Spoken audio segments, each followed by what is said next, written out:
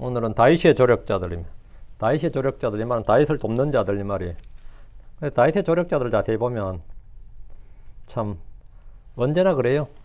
이런 사람이 다윗의 조력자일까? 뭐 이런 사람들. 예? 다윗의 조력자인데 17장 27절 보시죠. 17장 27절입니다. 예, 같이 읽겠습니다.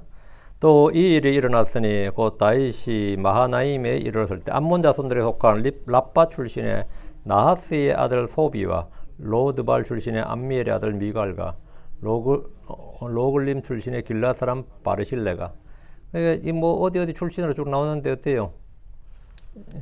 이방인 같죠? 예, 마지막에 물론 마하나임의 바르실레는 이제 길라 사람이고요. 앞에 두 사람은 이방인이죠. 이교도죠, 소위 말하면. 예. 다윗의 조력자들이 자식이 아니에요. 친척도 아니고. 예. 그렇죠? 예. 그러니까 뭐 우리나라 사람 핏줄이 땡겨요. 뭐 피가 물보다 진해 몇 피가 좋아하지만 실제로 고난에 처해 보면 진짜 누가 나의 척이고 누가 친구인지를 확인히 알 수 있고, 누가 나를 돕는 자고 누가 나를 방해하는 자인지도 알 수 있죠. 오늘 다윗의 조력자들 했는데, 예. 오늘 공부할 말씀입니다. 다윗의 조력자들. 조력자, 이건 이제 돕는 자들, 이 말입니다. 헬퍼, 돕는 자들. 다윗은 고난에 처할 때마다 그를 돕는 조력자들이 있었습니다. 사람들이 이것을 뭐라고 그러죠? 행운이라고 불러요. 누구는 참 어려울 때 누가 나를 도와주면 고맙죠. 그렇게 고마운 사람이 없죠. 어려울 때 나를 돕는 사람이 그게 최고지 뭐. 그래서 어려울 때 나를 돕는 사람 나타나서 그때 좀 하늘이 날 도왔다. 진짜 내가 복이 터졌다. 행운이었다. 이렇게 말하고, 우리는 이것을 하나의 은혜 또는 복이라고 합니다. 욥은 고난을 받을 때 아무도 그를 돕는 자가 없었습니다. 욥이 잘 살 땐 그렇게 아부 떨고 와서 얻어먹던 놈들이 욥이 고난에 처하니까 와서 돕는 자가 아무도 없었어요. 그를 위로하러 찾아온 줄 알았던 세 명의 친구는 형편없는 위로자들이었고 힘든 욥을 더 힘들게 했습니다. 사도 바울이 예루살렘에서 체포되어 재판을 받을 때, 로마로 이송되어 감옥에 있을 때 그를 돕는 사람이 아무도 없었습니다. 물론 예수님이 재판받을 때도 마찬가지였고요. 아무도 없었어요. 그를 위해 변호하는 사람이 아무도 없었다고. 그가 쓴 마지막 편지에 보낸 편지에 보면 이런 글이 있습니다. 보면 디모데후서 1장 5절에 이것을 내가 알거니와 아시아에 있는 모든 자들이 나를 버리고 돌아섰으니 그 중에 부겔로와 허모게네가 있느니라. 여러분, 아시아에 있는 모든 자들이 나를 버리고 돌아섰으니, 바울 사도가 고난에 처했을 때 다 자기를 버리고 돌아서더라 이거예요. 평소에는 뭐 바울 사도 짱 하고 뭐 바울 사도 최고 뭐 바울 사도 어쩌고저쩌고 해도 바울이 감옥 가지니까 이제 끝났다, 이제 뭐 이걸로 끝이지 뭐 하면서 아무도 뭐 찾아올 사람이 없는 거죠. 다 버리고 돌아섰다잖아요. 우리가 바울을 위대한 사도로 하지만 당시 그는 인기 있는 사도가 아니었습니다. 디모데후서 4장 16절에 내가 처음 답변할 때 아무도 나와 함께 서지 아니하였으며 소리에 모든 사람이 나를 버렸느니라. 모든 사람이 나를 버렸느니라. 아무도 나를 위해서 뭐 답변한 사람이 없었고, 나를 위해서 한마디라도 우호적인 말, 호의적인 말 해준 사람도 없었다 이 말이에요. 변론한 사람도 없었고, 도리어 모든 사람이 나를 버렸느니라. 그러나 다윗은 고난의 때에 바울과 달랐어요. 고난의 때마다 사람들이 몰려들었습니다. 어려울 때 함께 있겠다는 사람이, 돕겠다고 하는 사람이 다윗에게 모였습니다. 사무엘상 22장 2절에 보면 그리고 고난 중에 있던 모든 빚진 자와 빚진 모든 자와 불만이 있던 모든 자들이 그에게로 모였더라. 이 예거는 그들 위해 대장이 되었더라. 또 거기에는 그와 함께 대략 400명이 있었더라. 어쨌든 사람이 모인 건 맞죠. 빚진 자, 불평, 불만, 뭐 사회적 불만자들, 뭐 반체제 인사들, 이런 사람이 모였겠지만, 하여튼 400명이 모였다제. 이 수는 얼마 지나지 않아 600명으로 늘어났고, 그가 가는 곳마다 함께 동행했고 함께 싸웠습니다. 이들은 다윗의 군대가 됩니다. 사병이죠, 사실. 다윗의 군대가 되고 사병이 되는 거예요. 지금 다윗은 압살롬에 쫓겨다니는 처지입니다. 우리 속담 중에도 정승집 개가 죽으면 문상을 가고 정승이 죽으면 가지 않는다 그러죠. 그 말은 뭐 우리 속담이 유명한 속담이에요. 정승집 개가 죽으면 다들 문상을 간다고. 근데 정승이 죽으면 아무도 안 간다 그러죠. 권력자가 권력을 잃으면, 부자가 재물을 잃으면, 명망가가 명예를 잃으면 사람들은 쳐다보지도 않습니다. 그것 때문에 쳐다봤는데, 그 권력자는 권력이 있을 때나 권력자고, 명망가는 인기가 있을 때나 명망가예요. 근데 그 사람이 뭐 스캔들이 터졌어. 그건 뭐죠? 뭐 마약을 냈다느니 뭘 했다니 뭐 무슨 춤이 서자가면 나가 믿어주고 끝까지 함께 해주고 이러면 좋겠지만 그런 사람 거의 없죠. 아, 내가 너를 그래도 했는데 진짜 쓰레기였네 이러면서는 더 공격해요. 오히려 모르는 사람보다 더 공격해. 응? 아, 목사님 난 인격을 믿었는데 이러면서는 뭐 더 공격하고 그렇다고요. 응? 쳐다보지도 않아요. 부자가 돈 많을 때야 한번 알랑거리지만 부자가 재물 잃으면 뭐가 되죠? 아무것도 아닙니다. 여러분 뭐 인기 스타란 사람들 뭐 지금 뭐 얼굴도 없는 그런 사람들 뭐 망해가 어떤 사람들 그런 나오죠. 그 사람 누가 알아봐요? 내 옛날에 누구였다 그러면 다 웃지. 믿지도 않습니다. 쳐다보지 않는다고. 지금 다윗은 뭐지? 권력자에서 뭐가 된 거죠? 권력자였다고. 권력자에서 권력을 잃어버렸다고. 권자에서 왕자에서 물려난 사람이죠. 그렇다고 다윗이 주의 예언자, 주님의 기름 부음 받은 자에서 밀려난 건 아니에요. 다윗은 왕자는 빼앗겼는지 몰라도 주님의 기름 부음, 주님의 영을 빼앗긴 건 아니라고. 이게 중요한 거죠. 그러니까 크리스천들은 어떤 상황에 있어서 뭐죠? 크리스천이야. 어떤 상황에 있어서 그 사람이 크리스천이라고요. 주의 기름 부음 받은 자라고. 그러니까 지금 다윗은 권자에서 물러나서 피난길에 있습니다. 그러나 그에게는 따르는 자들, 돕는 자들이 있었습니다. 가드 사람 이때가 그를 따랐고 그것도 600명의 군대와 함께 따랐다고. 이건 다윗에게 엄청난 겁니다. 가드 사람 이때 가드 사람이라는 게 완전 이방인이잖아요. 필리스틴의 가드예요. 가드 사람 할 때. 가드 사람 이때 그걸 따랐고 후세가 그를 도왔습니다. 다윗의 친구죠. 제사장 사독과 아비아달이 다윗을 지지하고 따랐습니다. 그들이 전부가 아닙니다. 다윗이 마하나임에 이르렀을 때 암몬 자손에게 속한 라빠 출신의 나스의 아들 소비와 로드발 출신의 암미엘의 아들 마길과 로글림 출신의 길라 사람 바르실레가 다윗을 도왔습니다. 이들은 다윗에게 군량미를 조달했고 다윗이 압살롬의 군대와 싸울 수 있도록 보급을 책임졌습니다. 보급을 책임졌다고요. 다윗이 고난에 처했을 때 조건 없이 다윗을 따르고 돕는 자들이 있었던 것은 주께서 그에게 베푸신 은혜고 도움이었습니다. 하나님께서 하늘로부터 천사들을 보낼 수도 있었지만 보낼 수 있죠. 12군단도 되는 천사를 보낼 수 있죠. 하나님께서 하늘로부터 직접 천사들을 보낼 수도 있었지만 하나님이 사람을 돕는 방법, 고난에서 구출하고 하는 이 방법은 뭐냐? 항상 사람을 통해서입니다. 뭐 하나님께서 내가 돈을 달라고 한다고 하나님 하늘에서 금덩어리를 떨어뜨리지 않아요. 어떤 사람을 통해서 호의를 베푸시거나 일거를 주거나 뭐 이런 식이지. 하나님의 역사하신 방법이 늘 그래요. 정말 힘들 때 하나님이 돕는 방법은 뭐 천사를 통해서 하면 좋겠지만 그런 건 거의 없고 뭐 갑자기 빛이 쫙 비쳐가지고 뭐 성령의 빛이 쫙 임하고 그런 것도 거의 없고, 네. 그냥 사람을 통했어요. 하나님 광야 회중들에게 하늘에서 만나, 하늘의 빵, 하늘의 만나를 내려주셨습니다. 반석에서 물을 내셨습니다. 하나님의 직접적인 도움입니다. 그때 하나님이 그들 한가운데 계십니다. 직접적인 도움이었어요. 하나님이 그리시네가에서 기근 중에 있던 엘리야에게 어떻게 도우셨죠?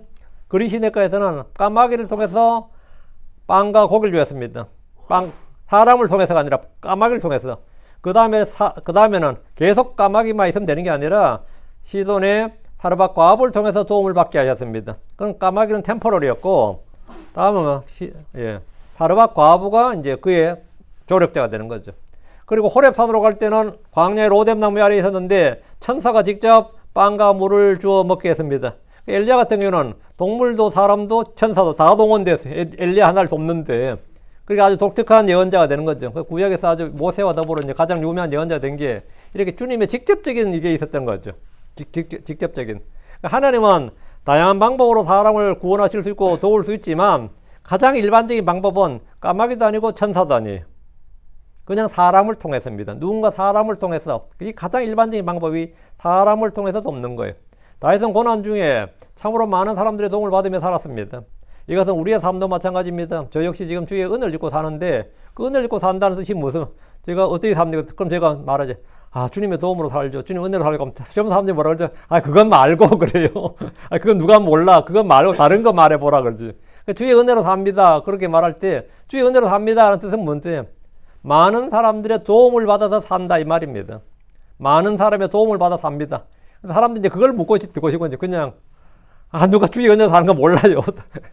제가 저보고 목사님 어떻게 사 지금? 제가 주의 은혜로 삽니다. 그러면 아, 굉장히 불만이 많아. 그건 대답이 아니야. 응? 많은 사람의 도움을 받아 산다고요. 많은 사람들이 베푸는 도움의 손길로 사는데 그게 뭐다? 주의 은혜고 복이라 그래요. 자, 본문 보겠습니다. 15절. 그때 후세가 사독과 아비아달 제사장들에게 말하였더라. 아히도벨이 압살롬과 이스라엘의 장로들에게 이러이러하게 조언하였으면 나도 이러이러하게 조언하였느니라. 후세가 이제 이 후세가 제사장 둘, 그 당시 대제사장이에요. 사독과 아비아달에게 말하는데 후세와 사독과 아비아달은 예루살렘에 있는 다윗의 조력자들입니다.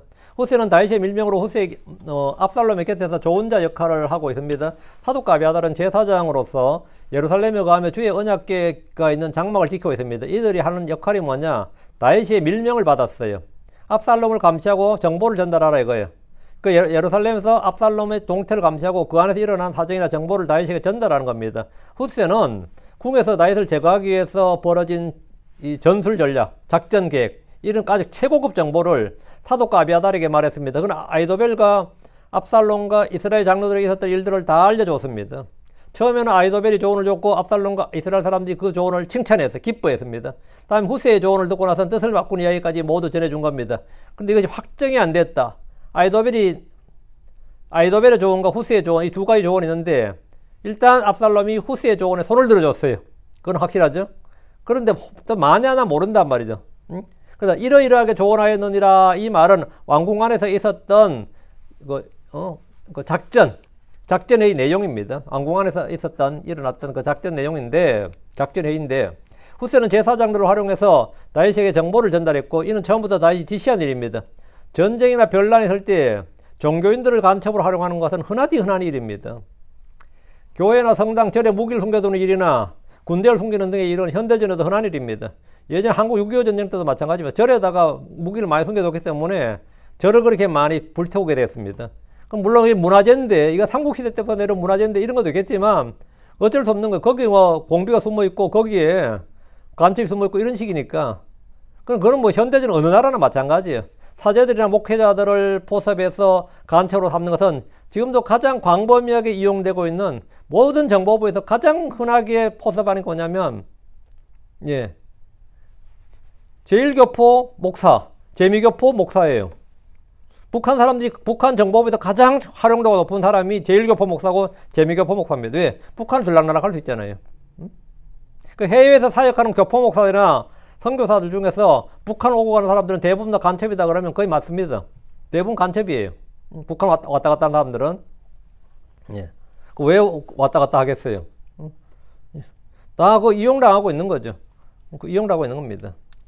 교회도 안 하는, 사역도 안 하는데 북한 왔다 갔다 한다 목사 타이틀 가진 사람 많거든요. 그럼 대부분 다 간첩입니다. 여기도 많죠. 16절입니다. 그로 이제 속히 사람을 보내어 다윗에게 전하라. 말하길, 이 밤에 광야의 평원에서 유숙하지 말고 다만 빨리 건너가소서. 이는 왕과 그와 함께 있는 온 백성이 삼켜지지 아니하게 하려 함이니이다.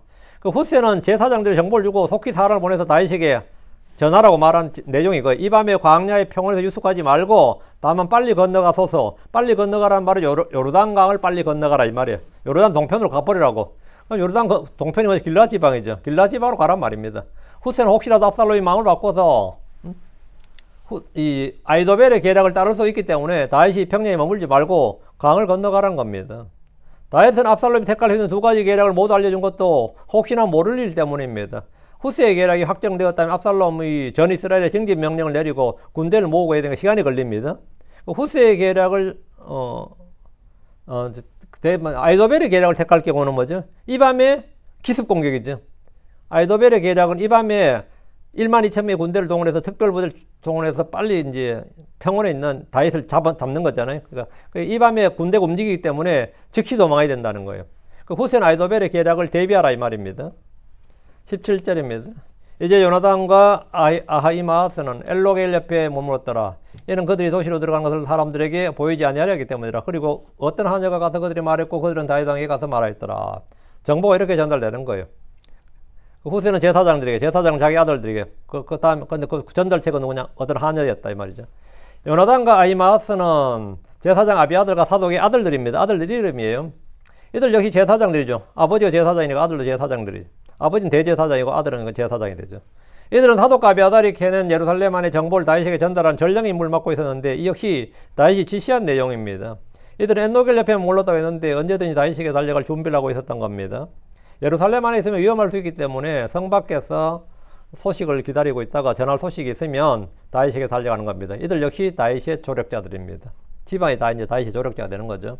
다윗은 아들의 반역이라는 고난 속에서 이것을 견디고 이길 수 있었던 것은 곳곳에서 다윗을 돕는 이런 믿음의 조력자들이 있었기 때문입니다. 다윗에게는 가족보다 나은 이웃, 형제보다 나은 이웃, 아들보다 나은 이웃이 있었습니다. 크리스천들에게는 믿음의 가족이 있습니다. 이들이 머물던 엘로겔은 예루살렘 남동쪽 기드론 골짜기에 있었고 수맥이 골짜기 지하수층까지 연결되어 있어서 우긴 겨울철은 지하수가 분출하여 골짜기로 흘러 넘쳤다. 그렇게 보면 성경 사제로 나옵니다. 엘록이란 뜻 자체가 풍성한 샘이란 뜻이에요. 물이 넘치는 샘이란 뜻입니다. 제사장들은 하녀를 통해 후세의 말을 성 밖에 있는 자기 아들들에게 전해줬어요. 하녀들은 어디로 움직이든지 감시를 덜 받기 때문입니다. 뭐 하녀들이 움직이는 것이야 감시 대상이 별로 아니니까 하녀들을 이용한 거죠. 그리고 그들은 다윗 왕에 가서 말했습니다. 이렇게 신속히 정보 전달 체계가 유지되고 지휘 체계가 무너지지 않으면 그 군대는 승리합니다. 아무리 어려운 군대라도요. 지휘 체계와 명령 체계가 일사불란하게 유지가 되고 있다면 그건 군대가 무너진 게 아니에요. 군대가 무너졌다는 뜻은 사람이 많이 죽었다 이런 뜻보다는요. 어떤 경로로 지휘 체계, 명령 체계가 무너지면 그 군대가 와해됐다고 봅니다. 예. 그럼 뭐 러시아 우크라이나 전쟁도 마찬가지, 6.25 전쟁도 마찬가지.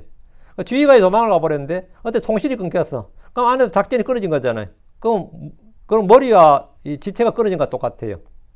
지휘를 못 받는단 말이에요. 명령이 이 현대로 전달이 안 돼. 그럼 게임 끝나는 겁니다. 그럼 군대가 와해됐다 그래요.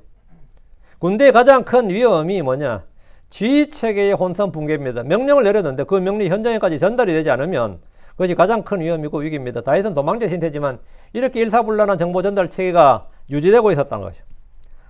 성도들도 마찬가지입니다. 주의 말씀, 주의 명령이 내 안에 즉각적으로 전달되어야 됩니다. 그런데 주의 명령이 내려와도 현장에 있는 성도들이 그것을 받은 적이 없다, 들은 적이 없다, 난 안 적이 없다 이래버리면 주의 뜻을 행할 수가 없습니다. 주님이 머리신데, 주님이 구원의 대장이신데 나는 그래 군사야. 난 전장에 있는 군사인데 나는 지휘를 받은 적이 없어. 명령을 받은 적이 없단 말이에요. 난 그걸 몰랐다. 이래버리면 행할 수가 없는 거예요, 당연히. 대부분의 크리스천들이 일상에서 주의 말씀이나 주의 명령을 듣지 못한 것처럼 삽니다. 주께서 뭘 말씀하시지 않으셨느냐 그러면 난 그런 거 들은 적 없다고. 우리는 그래서 좋은 군사들로 부름받았습니다. 하늘의 전신갑주를 입고 성령의 검을 든 군사가 구원의 대장의 명령을 듣지 못했다. 주의 명령이 뭔지 알지 못한다. 그 명령에 복종하지 않는다면 그는 군인을 할 수가 없고 설령 군인을 해도 그건 완전히 와해된 군대예요. 그건 오합지졸이라고. 18절입니다. 그러도 불구하고 한 소년이 그들을 보고 압살롬에 고하였더라. 그러나 그 두 사람이 빨리 도망하여 바오림에 있던 어떤 사람의 집으로 들어갔더라. 그의 뜰에 우물이 하나 있었는데 그들이 거기로 내려갔더라. 이게 발각난 거예요. 어떤 소년에게 잡혀서 정보가 센 거예요. 후세와 제사장을 그리고 하늘을 통해 움직인 이들의 은밀한 움직임이 한 소년에게 발견되었고 그 소년이 압살롬에 고발했습니다. 여기서 한 소년은 압살롬이 풀어둔 정보원인 것으로 보입니다. 압살롬도 예루살렘 안에서 은밀히 정보활동을 벌이고 있었을 것이고 제사장들은 주요 감시 대상이었을 겁니다. 특별히 타독이나 이런 거는 뭐 당연히 감시 대상이었던 거죠. 근데 이들의 움직임이 심상치 않는 거죠.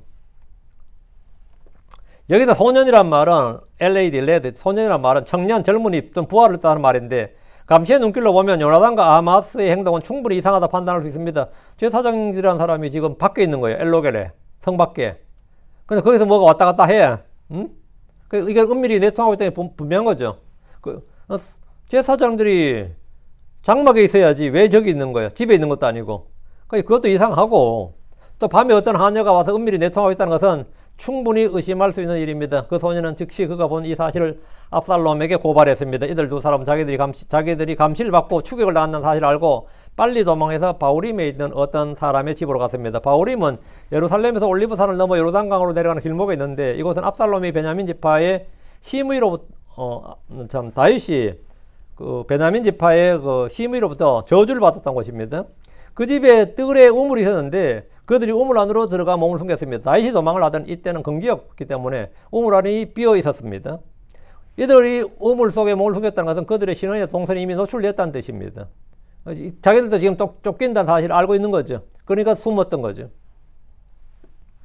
이들이 잡히면 어떻게 되죠? 예루살렘에서 제사장들인 사독과 아비아달이 끝장이 나는 거고요. 당연히. 후세도 간첩으로 드러나서 아마 바로 즉결처형 당할 겁니다. 매우 급박한 상황입니다. 이러면 얘들 잡혀버리면 역사가 바뀌는 겁니다. 역사가 바뀌는 거예요. 압살롬은 자기들의 작전 계획과 정보가 새어나갔다는 의심이 들거나 판단이 서면 즉시 작전을 바꿔서 지금 당장 군대를 출동시켜야 됩니다. 그러나 그런 지혜나 결단력은 없었습니다. 19절. 이에 그 여인이 덮을 것을 가져다가 우물 입구 위에 펼쳐 그 위에 찌은 곡식을 펴놓았더라. 이에 그 일이 알려지지 아니하였더라. 지금 바울임에서 어떤 집에 들어갔는데 이 집도 바로 아지트로 사용하는 집인 거죠. 중간 연락처였던 거죠. 안전가옥이라 그럽니까? 소위 말하는 안전가옥이죠. 얼른 가서 이제 숨어버리고 거기서 전부 다 한 통 속이에요, 지금. 이들이 우물 속으로 내려가자 그 여인이 덮을 것을 가져다가 우물 입구 위에 펼쳤는데 우물을 담는 뚜껑이라면 그 위에다 펼친 거죠. 그리고 뚜껑에다 찌은 곡식을 펴놨습니다. 이제 태연하게 가장하는 거죠. 집안 수색을 하더라도 잡히지 않도록 하기 위한 것인데 우물 속에 사람이 있다는 것을 눈치채지 못하게 하는 겁니다. 이 여인의 이런 행동은 거의 모험입니다. 뭐 걸리면 이 사람도 작살나는 거고요. 걸리면 그 역시 이적죄로 또 간첩죄로 몰리게 됩니다. 이 장면은 가나안의 정탐꾼들을 숨겨준 라합의 모습과 비슷합니다. 이들을 쫓는 압살롬의 부하들이 좀 더 주의를 기울여서 가택을 철저히 수색했다면 역사가 바뀌었을 겁니다. 이 여자는 비교적 간단한 행위로 그들의 의심을 지웠습니다. 역사의 수많은 변곡점이 이름 없는 사람들의 헌신과 노력으로 이루어진다는 것을 보여준 겁니다. 물론 뭐 안에서 일어난 큰 일들이야 뭐 윗대가리들이 결정한 것 같지만 실제로 그 윗대가리들이 한 결정을 실행한 일은 누가 합니까? 이런 하녀들이나 이런 사람들이 하는 거예요. 응? 뭐 우리도 가끔 그 이야기 요즘 뭐 영화로도 뭐 나왔던 것 중에 하나가 인천 상륙작전이 성공하기 위해서 얼마나 많은 학도병이 죽었는지 모른다 그 말하죠. 왜? 인천에 상륙작전 안 하는 것처럼 어디 원산에 하는 것처럼 하기 위해서 원산을 그쪽으로 계속 자 희생병들을 희생당하라고 보낸 거예요. 응? 원산으로 상륙작전 하는 것처럼 꾸며야 되니까 그럼 거기 나중에 죽죠. 가는 사람은 가는 족족 죽는 거지. 그러면서 이제 인천으로 가야 되는 거. 근데 그런 거 하는 그 희생자들 덕분에 뭐 되는 거죠? 큰 일이 성공하는 거죠. 이 하녀들이나 이 하녀도 이거 잘했기 때문에 이 작전이 성공한 거지. 아니면 뭐 큰일 나는 거죠. 그러니까 이 역사의 큰 일들, 수많은 변곡점이 말이죠. 사실은 이런 이름 없는 사람들의 헌신과 희생으로 그렇게 노력으로 이루어집니다. 가나안 정복전쟁 때 창녀 라합이나 지금 이 하녀가 역사의 중요 사건의 한 축이 되었다는 것을 아는 사람 거의 없지만 뭐 역사는 이런 식으로 이루어집니다. 이런 식으로 이루어져요. 20절입니다. 그리고 압살롬의 종들이 그 여인이 있는 그 집으로 와서 말하였더라. 아히마아스와 요나단이 어디 있느냐? 이에 그 여인이 그들에게 말하였더라. 그들은 물 있는 시내를 건너고 있느니라. 그리고 그들이 찾아도 그들을 만나지 못하였고 그들은 예루살렘으로 돌아갔더라. 이 한 번의 거짓말. 우리 킹제임스 성경 이 한글 번역사에도 이런 유명한 거짓말이 하나 있어요. 처음에 이거 신약을 우리 TR에서 번역했거든요. 근데 미국에서 후원해주던 교회가 목사님이 사경에 왔는데 약간 좀 의심이 갔나 봐. 킹제임스 번역 안 하고 TR에서 번역했다는 말을 들었던 것 같아. 누가 고발했는지. 그래가지고 야고보서 딱 펴서 너희 잘못을 서로 고백하고 이 구절을 손을 영어를 딱 가리면서 누구한테 영어로 번역해 보란 거예요. 너희 죄들을 서로 고백하고 하면 TR이에요. 너희 잘못들을 서로 고백하고 하면 킹제임스야. 다 이제 현대권 너희 죄들을 고백하는데 그때 한글 성경은 너희 죄들을 고백하고 이래 돼 있었어요. 근데 이 질문 받는 사람이 그 의도를 딱 파악하고 fault 이렇게 한 거야. sin 안 하고. 그러니까 그 사람이 속은 거지. 그래서 얘가 후원을 받았더라 뭐 이런 거. 이 거짓말이 뭘 바꾼다고? 이런 거 많아요. 뭐 선의의 거짓말, 뭐 무슨 거짓말도 간에 많은데 이 여자도 지금 뭐라고 하는 거예요?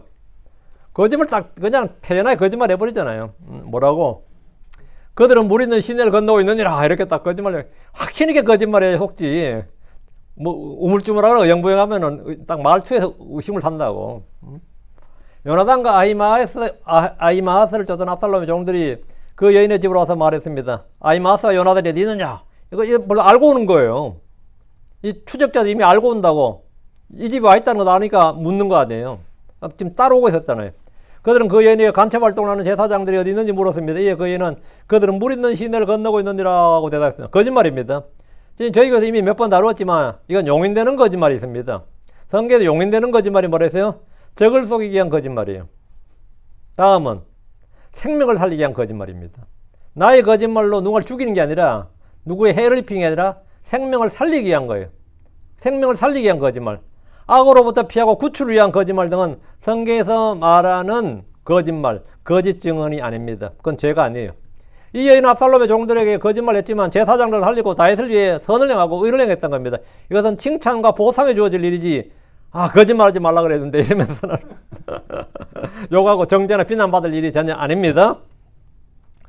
여러분도 언제 거짓말이 될지 잘 해가지고 나중에 뭐 예를 들어 뭐 정부에서 뭐 윤목사가 있느냐 그러면 모른다 해야지. 저기 있어요. 말로는 모른다 그러고 손은 저기 가르치고 막 이러면은 이거 골 아픕니다. 그러면 그게 살인자지. 그러면 안 돼요. 그거는 이 하인이 한 이 거짓말은 칭찬과 보상에 주어질 일입니다. 예. 압살롬의 종들은 그들을 죽여했지만 만날 수 없었고, 왜요? 거짓말 믿고 갔으니까 만날 수 없는 거죠. 그래서 할 수 없이 못 찾고 예루살렘으로 돌아갔습니다. 이 여자도 다윗의 숨은 조력자였습니다. 숨은 조력자예요. 21절. 다윗이 나중에 이 사람한테 보상했는지 안 했는지 모르겠지만 안 했을 거예요 아마. 하지만 큰 역할을 한 겁니다. 21절. 그리고 이런 일이 있었으니 그들이 떠나간 뒤에 그들이 우물에서 올라와 가서 다윗 왕에게 고하였고 다윗에게 말하였더라. 고하였고 말하였다. 두 번 나오죠. 강조입니다. 일어나소서 속히 물을 건너가소서 이는 아이도벨이 당신들을 대적하여 같이 조곤하였나이다. 압살롬의 종들이 돌아간 뒤에 우물에 숨어있던 그들이 올라와서 다윗 왕에게 가서 소식을 전했어요. 압살롬에게 전달된 후스에게 압살롬의 계획이 다윗에게 전달됐는데 그게 뭐냐면 후스에게가 아이도벨의 계략이 모두 다른데 지금 21절에 보면 누구 이야기만 해요. 지금 아이도벨의 계략만 이야기하죠. 후스의 계략대로 하면 상관없는데 오늘 안 건너도 되는데 아이도벨의 계략 때문에 오늘 다 들이닥치는 거예요. 군대가. 그러니까 지금 빨리 가라고 한 이유가 뭐라고요? 아이도벨이 당신들 대적하여 이같이 조언하였나이다 이거예요. 조언하기 때문입니다. 그래서 이렇게 해야 된다고. 빨리 도망가야 된다. 빨리 간다. 이것은 아이도벨의 조언을 염두에 둔 것인데 이 밤에 아이도벨이 1만 2천의 군대를 끌고 기습하면 다윗은 꼼짝없이 잡혀 죽게 됩니다. 이는 아이도벨이 당신을 대적하여 이같이 조언하였나이다. 아이도벨의 계략을 대비하라 이 말입니다. 다윗은 아이도벨의 계략의 무서움을 잘 알고 있었습니다. 물론 압살롬은 아이도벨의 조언이 아니라 후스의 조언을 따름으로써 이 일은 없던 일이 되었습니다. 그러나 전쟁에서는 만약의 경우를 늘 대비해야 됩니다. 22절. 그때 다윗과 또 그와 함께 있던 온 백성이 일어났더라. 그리고 그들이 요르단을 건넜더니 아침빛이 비칠 때까지 그들 중에 하나도 요르단을 건너지 못한 자가 없었더라. 몽땅 다 건넜단 말이죠. 다윗은 사독과 아비아달의 아들들이 전해준 소식에 따라서 그 즉시 일어나서 요르단을 건너갔습니다. 강을 건너는 일은 그리 간단치 않습니다. 여호수아 때처럼 요르단 강물이 뭐 쫙 갈라졌다든가 뭐 그런 일이 일어나서 모를까. 무리를 건너야 되잖아요. 그래서 요르단을 밤새 건넜다는 거죠. 함께 있던 백성도 모두 건넜고 아침빛이 비칠 때까지 그들 중에 요르단을 건너지 못한 자가 하나도 없었다 했는데 모두가 요르단을 무사히 건넜고 이로써 일단 압살롬의 추격권에서 벗어나는 거죠. 이 강이 하나 있다는 것은 굉장한 겁니다. 뭐 우리도 한강전선 그런 말 하잖아요. 그 강이 하나 있다는 것은 일단 길목을 틀어막는 거잖아요. 강이 천연적인 뭐 산도 마찬가지겠지만 특히 강이 그렇죠. 그러니까 이스라엘은 요르단 강을 중심으로 동서가 완전히 갈라집니다. 동쪽 지역은 루벤 지파, 갓 지파 그리고 북쪽의 므낫세 지파의 반이 살고 있었습니다. 그러나 이곳 사람들이 다윗에게 우호적일지는 모를 일입니다. 3절. 그리고 아이도벨은 그들이 그의 조언을 따르지 아니함을 보자 그는 그의 나귀 한 장을 얹고 일어나 그의 도시로 돌아가 그의 집으로 가서 그의 집안을 정리한 후 스스로 목매어 죽었고 그의 아버지의 돌무덤에 묻혔더라. 압살롬을 돕던 아이도벨은 그들이 자기의 조언을 따르지 않고 후세의 조언을 따르자 그는 나귀 한 장을 얹고 일어나 그의 도시로 돌아갔습니다. 이 양반한테는 압살롬한테는 뭐죠? 희망이 없다 이거예요. 왜 희망이 없냐? 조언을 가려들을 줄 모른다 이거예요. 굉장히 어리석은 놈이다는 거죠. 아이도벨 입장에 봤을 때는. 그래서 그의 도시란 말은 뭐냐? 길로입니다. 그는 길로 있는 자기 집으로 돌아가서 그의 집안을 정리한 후에 스스로 목매어 죽었습니다. 그는 압살롬의 정변이 실패로 끝날 것을 알았습니다. 그의 조언들이 이 밤에 1만 2천의 군대를 편성해 기습적으로 다윗을 덮쳤으면 이 전쟁은 이 밤에 끝났습니다. 끝났어요. 압살롬이 왕이 되는 겁니다. 그리고 후스의 조언대로 하면 내전은 장기전이 되고 다윗에게 반격의 기회가 생기게 됩니다. 이번 일로 아이도벨은 압살롬이 지혜가 없고 용기도 없는 왕임을 확인했고 그에게서 아무 희망이 없음을 봤습니다. 이건 이제 끝난 거예요. 그는 집에 가서 스스로 목을 메어 죽었고 그의 아버지의 돌무덤에 묻혔습니다. 아이도벨은 이번 사건을 통해서 압살롬의 정권이 조만간에 끝난다는 사실, 끝이라는 사실을 충분히 예측했습니다. 아이도벨의 죽음은 다윗을 이길 만한 조언을 낼 만한 인물이 더 이상 압살롬이 없다는 것을 보여주는 거죠. 하나 남은 조언자 후세는 누구? 간첩이잖아요. 이 간첩이라는 게 이렇게 중요한 겁니다. 간첩이라는 게. 적을 무너뜨리는데, 지금 최측근, 지금 압살롬의 최측근이 간첩이야. 아이도벨의 죽음은 뭐냐? 압살롬의 몰락, 죽음을 예고한 것이라 다름없습니다. 아이도벨의 죽음이 곧 압살롬의 죽음이에요. 아이도벨의 죽음은 다윗의 기도가 응답된 것이고 불의한 자의 끝을 보여줍니다. 신약에서 이와 유사한 인물이 있다면 누구냐? 가룟 유다죠. 다윗을 배반한 아이도벨이나 예수를 배반한 가룟 유다는 모두 목을 메어 죽었습니다. 24절입니다. 그때 다윗은 마하나임으로 갔더라. 그리고 압살롬은 자기와 함께한 이스라엘의 모든 사람들과 함께 요르단을 건넜더라. 마하나임은 사울의 아들이었던 이스보셋이 왕이 되어서 수도로 삼았던 곳이 마하나임이죠. 마하나임은 유명하죠. 워낙 지명이 유명해가지고 한국 기독교인들에게도 익숙한 일이 마하나임입니다. 마하나임 하면 야곱이 군대를 받던 곳, 하늘의 천사들 군대를 받던 게 마하나임이거든요. 아브넬은 고향 기브아를 떠나 이곳에서 이스라엘을 통치했습니다. 이곳은 아브넬이 이제 군대 대장이니까요. 기브아를 떠나서 이곳에다 이스라엘을 통치하도록 했습니다. 이제 이스보셋 왕으로 이제 허수아비 왕으로 세웠죠. 이곳은 므낫세 지파의 반이 살던 지역입니다. 마하나임은 성벽과 성문이 있는 요새화된 도시로서 다윗이 임시정부의 수도로 쓰기에 좋은 도시였습니다. 아브넬도 그런 이유로 마하나임에다가 수도를 세운 거고요. 수도를 삼은 곳이었고. 역사적으로 이곳은 하나님의 군대인 천사들을 만난 곳이기도 합니다. 다윗도 이곳에서 하나님의 도움을 받게 됩니다. 다시 24절, 압살롬은 자기와 함께한 이스라엘 모든 사람들과 함께 요르단을 건넜더라 했는데, 압살롬이 단에서부터 부엘세바까지 군역에 징집 가능한 모든 사람을 다 군대로 모았는지 나오지 않는데 이게 실패했던 것으로 보입니다. 왜 그러냐면 전 지역에서 군대를 다 모은다 그러면 그게 시간도 많이 걸릴 뿐만 아니라 그 정도의 군대를 재편해야 되고 지파별로 또 그 군량미나 보급을 해야 되고 하는 이게 장난이 아니에요. 이게 몇 개월 걸립니다. 그러니까 이제 소식을 들었는데 이제 다윗이 이제 떠났다는 말을 들으니까 빨리 추격하자 뭐 이래 된 것 같은데, 예.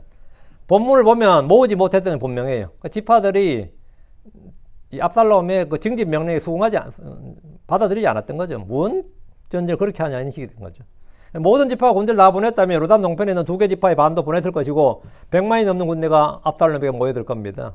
그러면 마하나임에 가봐야 소용없죠. 이쪽 지파, 동쪽 지파들도 다윗 잡겠다고 설칠 테니까. 근데 동료를 안 했던 거죠, 보니까. 압살롬도 자기 함께한 이스라엘의 모든 사람들과 함께 요르단을 건넜는데 그는 후세의 조언을 따라서 군대를 모집해서 인해 전투를 통해서 다윗이 있던 도시를 초토화하자는 작전을 따랐습니다. 그러나 뜻대로 되지 않았어요. 다윗이 어떤 성 안으로 들어가기 전에 그를 처사했습니다. 다윗이 성 안에 있고 그가 성을 공격하려면 많은 피해가 발생합니다. 압살롬은 아이도벨의 조언을 따르지 않았던 것이 큰 실수였음을 금방 알게 되었을 겁니다. 25절입니다. 마하나임으로 들어갔습니다. 이랬을 때 이미 압살롬은 어렵게 됐다 이거죠. 그리고 압살롬이 요압 대신 아마샤를 군대 대장으로 삼았더라. 아마사는 이드라라는 이름의 이스라엘 사람의 아들이더라. 이드라 나하스의 아들이요 요압의 어머니 스루아의 형제인 아비가일에게 들어갔더라. 압살롬은 이스라엘의 군대 대장인 요압이 다윗의 편에 섰고 그의 동생 아비새도 다윗과 함께 있었기 때문에 다윗의 조카이자 요압의 사촌인 아마샤를 자기의 군대 대장으로 삼은 겁니다. 아이도벨의 조언과 도움이 없다면 압살롬이 군대는 아무것도 아닙니다. 그는 아버지 다윗의 왕자를 참했을 뿐 아버지 같은 전사가 아니었습니다. 아마샤는 발람군 압살롬 편에 섰고 군대 대장까지 이제 올랐어요. 개혁성경에 보면 아마샤를 이드라라는 이름이 이스마엘 사람 미래 있어요. 이드라는 이름이 이스라엘 사람 미래 있거든요. 이스마엘 사람의 아들 이름은 이스마엘이 아니고 이스라엘입니다. 이스마엘이 아니고 오역이에요. 이스마엘이 아니라 이스라엘 사람입니다. 이들은 나하스의 딸이었고 요압의 어머니 스루아의 형제인 아비가일에게 들어갔습니다. 들어갔다 이 표현은 뭐냐면 결혼했다, 아내로 삼았다는 성경적 표현입니다. 이 말은 아비가일이 나하스의 딸이고 요압의 어머니 스루아와는 친자매지간이란 말인데 아비가일은 다윗의 누이 스루아의 동생이었습니다. 그럼 족보상 다윗의 조카이자 요압에게는 이종사촌이 된 겁니다. 아마샤는 압살롬의 군대 대장이었음에도 반란이 진압되자 다윗이 반란군 대장이잖아요. 어쨌든 간에. 근데 반란군 대장인 이 아마사를 처단하지 않고 도리어 승진을 시켜가지고 요압 대신 이스라엘 군대 대장을 만들어요. 이런 황당한 일이 있어. 사무엘하 19장 13절에 보면 그리고 너희는 또 아마사에게 말하라. 너는 내 뼈요 또 내 살에 속하지 아니하느냐. 이 말은 내 친족이다 이 말이죠. 만일 내가 요압을 대신하여 내 앞에서 계속해서 군대 대장이 되지 않으면 하나님께서 내게 벌을 내리시고 더 내리실지어다 했는데 요압을 대신해서 너를 군대 대장 삼겠다는 거예요. 요압 해고하고 요압 열받아 안 받아요. 요압 열받죠. 요압이 지금까지 뼈를 진짜 바쳐서 다윗에 충성했는데 다윗은 왜 이랬을 것 같아? 압살롬을 죽였거든. 이 다윗 입장에서는 이 전쟁 끝나자마자 요압은 이제 꼴도 보기 싫은 거예요. 요압 해고해버리고 적장인 누구? 압살롬이 죽었고요. 아마샤를 군대 대전하게 요압 열받지. 아마샤는 졸지에 압살롬의 군대 대장이었다가 이스라엘 전체 군대 승진을 해버렸네요. 지금 역사상 없는 일인데 아마사에게 뭐라고 말했냐면 너는 내 뼈요 또 내 살에 속하지 않아야 했느냐. 다윗 입장에서는 요압 엿먹어라 이거예요. 요압을 차마 죽이지 못하지만 이런 식으로 요압 완전히 열받게 만든 거죠. 다윗은 발랑군의 대장인 아마사를 대장으로 승진시켰는데 이는 정치적 목적이 있었기 때문입니다. 왜? 아마샤를 안 죽였다는 말은 뭐냐? 발랑군을 아무도 처단하지 않겠다는 거예요. 내 아들 압살롬 하나 죽은 것으로 끝! 그리고 내란이든 반란이든 나는 더 이상 죄를 묻지 않는다. 이건 다윗이 얼마나 포용적인 걸 보여준 거예요.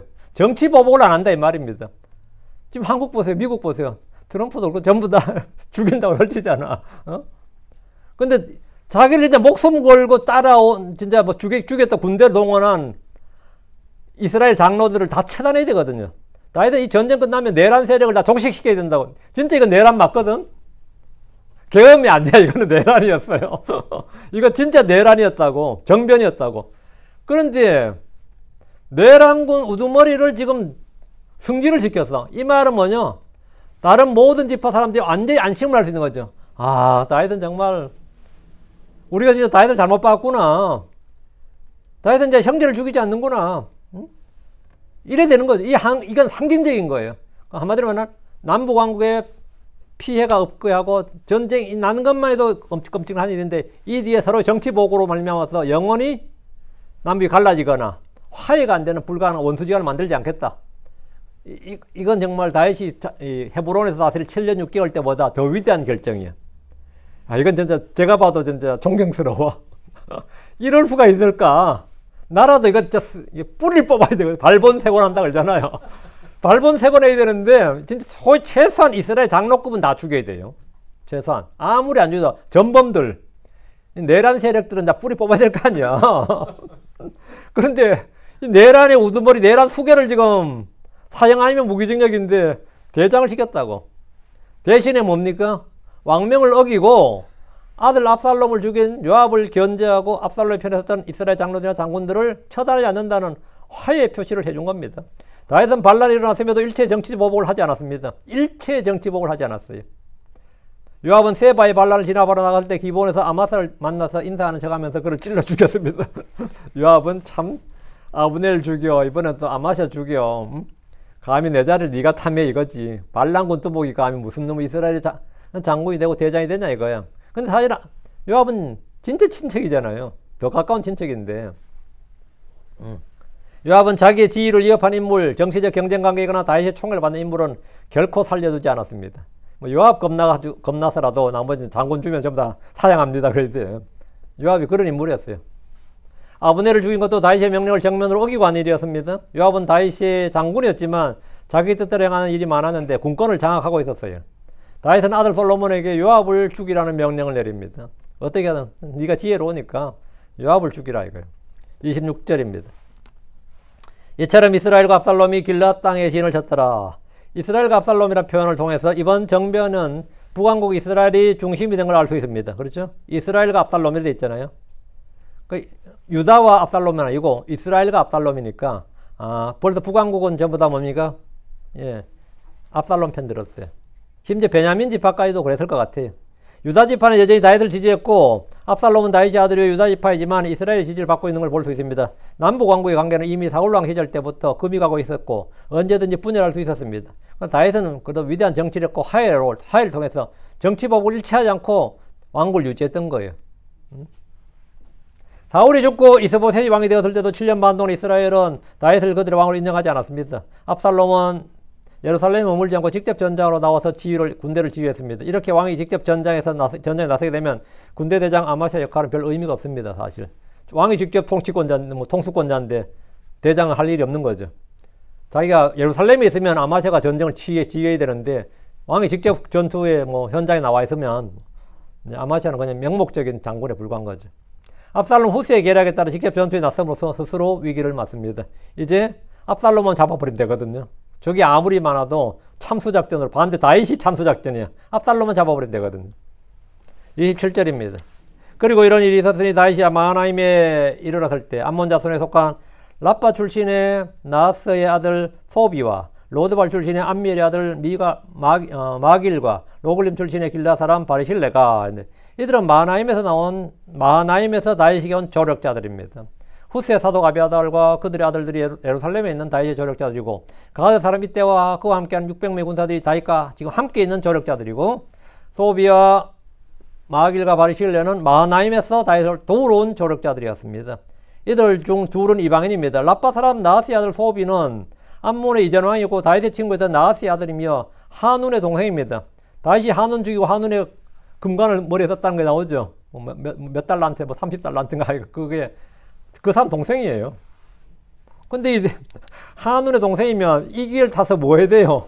소비는 이 기회를, 이스라엘 내전이 일어나서 이 기회를 타서 독립운동을 해야지. 이게 절호의 기회인데 오히려 다윗에게 와가지고 굴량을 갖다 대고 있네. 응? 그 암몬왕 한운은 다윗에게 죽임을 당했음에도 그의 동생이 나와서 그를 도왔습니다.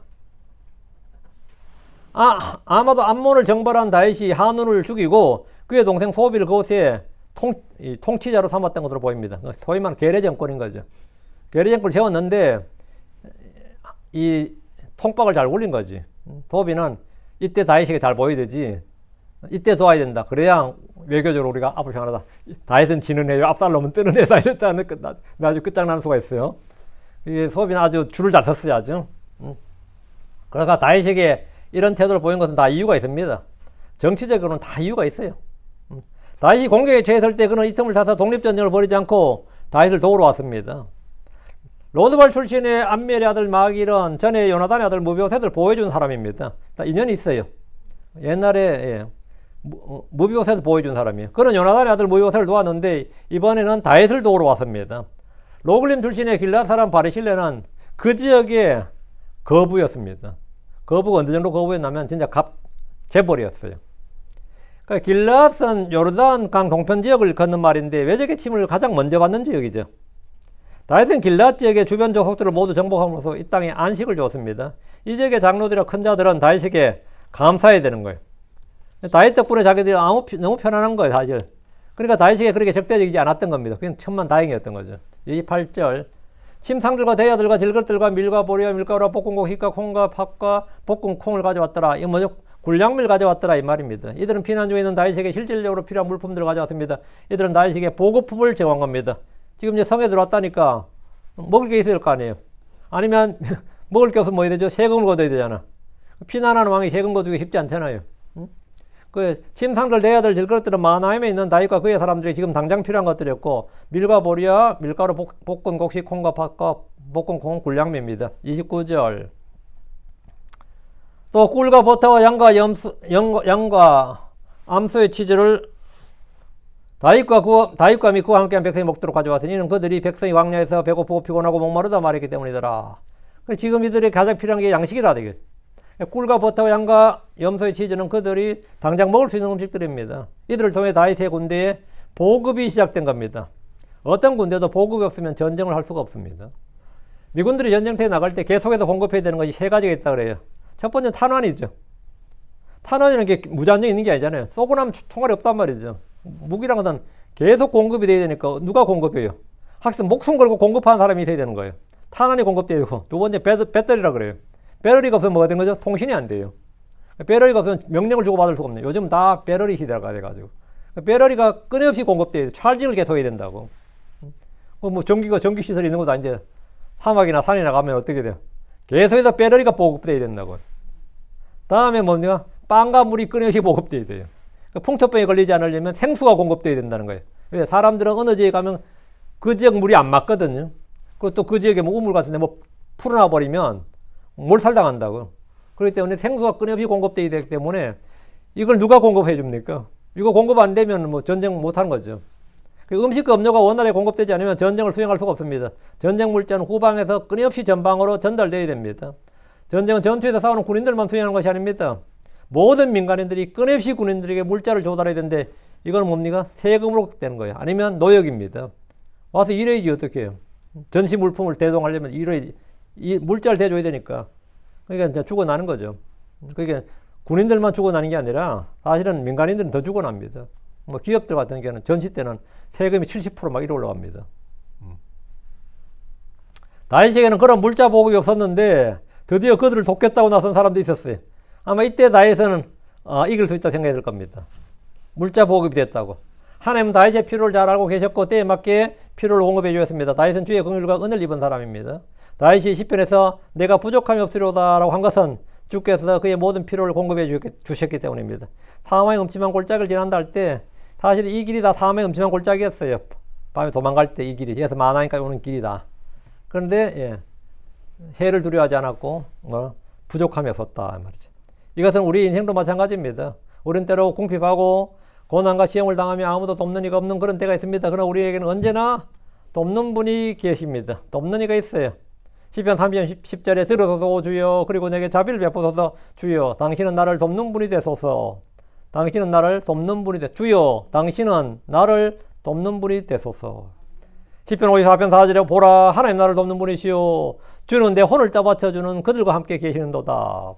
하나님 나를 돕는 분이시고 주는 내 혼을 떠받쳐주는 그들과 함께 계신도다.